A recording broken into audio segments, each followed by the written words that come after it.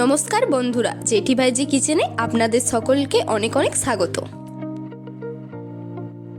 প্রত্যেকেই আশা করি ভালো আছো। তো দেখো, এই যে আমাদের বাড়ির মাছ সিলভার, আমাদের পুকুরের মাছ কিন্তু কেমন কত বড় হয়েছে সাইজে দেখো, আর খুব টেস্টি কিন্তু। ডোভার মাছ কিন্তু অনেক টেস্ট হয়। এই যে দেখো, আজকে আমার স্কুল ছুটি থাকার জন্য আমি আর ভাই কিন্তু গিয়েছিলাম পুকুর ধারে। তারপর এই যে আমার ভাই এই দুটো মাছ ধরলো, দেখো কেমন হয়েছে। তা কিন্তু প্রত্যেকেই কমেন্ট করে জানিও, আর কে কে সিলভার মাছ খেতে ভালোবাসো তা কিন্তু অবশ্যই কমেন্ট করে জানাবে। টাটা বন্ধুরা। এরপর কিন্তু সিলভার মাছগুলোকে খুব ভালোভাবে ধুয়ে নিলাম। মাছটিকে কিন্তু খুব ভালোভাবে ধুয়ে নিতে হবে, কারণ যাতে না তার মধ্যে একটুও আঁশ থাকে। বন্ধুরা, এরপর কিন্তু মাছটিতে লবণ এবং হলুদ মাখিয়ে নেব। তেলটি খুব ভালোভাবে গরম হয়ে গেছে। এরপর এক এক করে মাছগুলোকে ছেড়ে দেব। মাছগুলোকে খুব ভালোভাবে মুচমুচে করে ভেজে নেব, মানে একদম যাতে খুব ভালোভাবে ভাজা হয়ে যায়।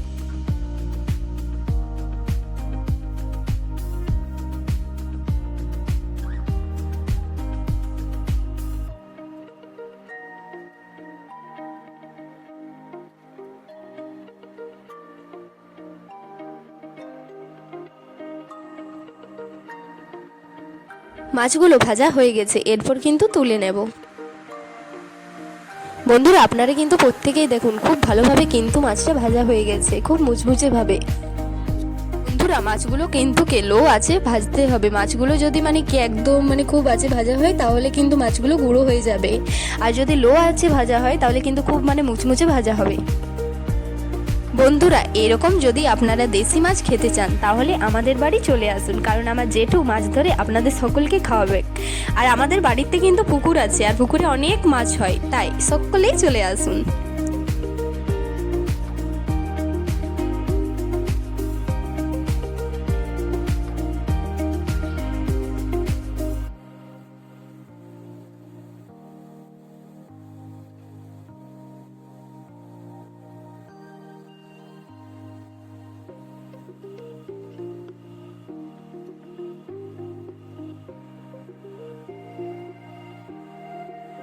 মাছগুলো খুব ভালোভাবে ভাজা হয়ে গেছে, এরপর তুলে নেব।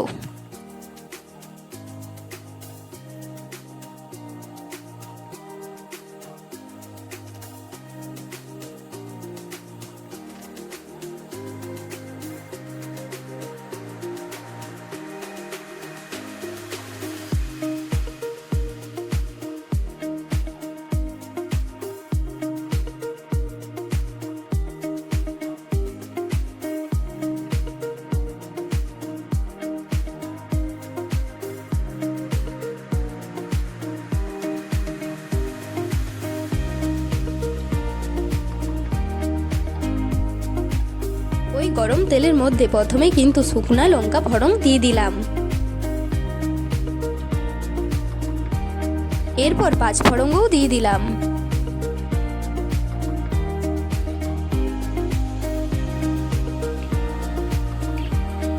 এরপর কিন্তু জিরে ফোড়নও দিয়ে দেব।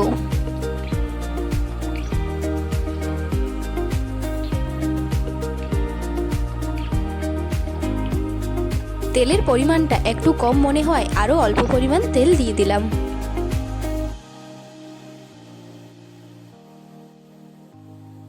ফোড়নগুলি ভাজা হয়ে গেছে, এরপর কেটে রাখা পেঁয়াজগুলোকেও দিয়ে দেব।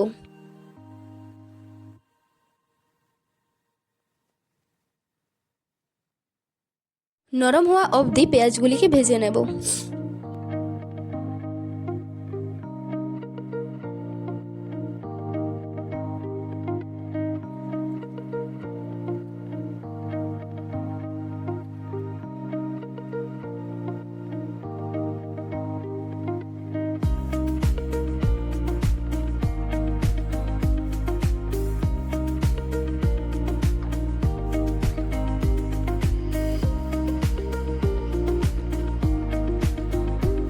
খুব ভালোভাবে ভাজা হয়ে গেছে, এরপর কেটে রাখা টমেটো কুচিগুলোকেও দিয়ে দেব।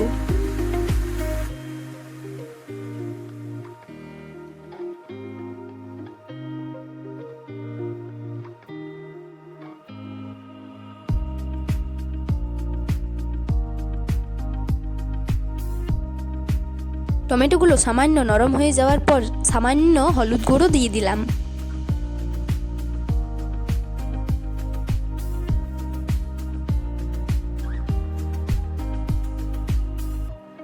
এরপর স্বাদ মতো লবণও দিয়ে দিলাম। আপনারা চাইলে টমেটোগুলো দেওয়ার সাথে সাথে লবণটাও দিয়ে দিতে পারেন, তাহলে টমেটোগুলো কিন্তু খুব তাড়াতাড়ি গলে যাবে।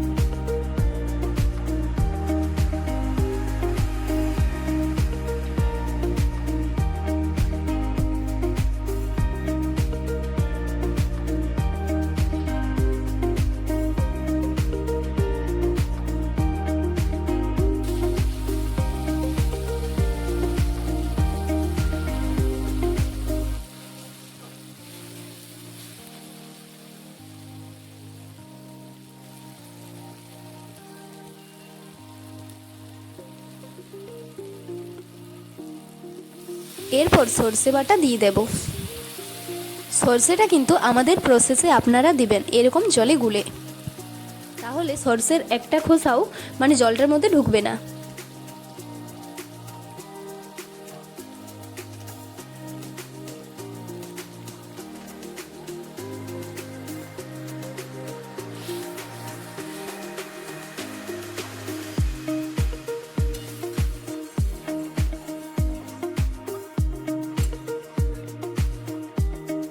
সর্ষে বাটাটা দেওয়ার পর খুব ভালোভাবে অনেকক্ষণ ধরে ফুটিয়ে নেব।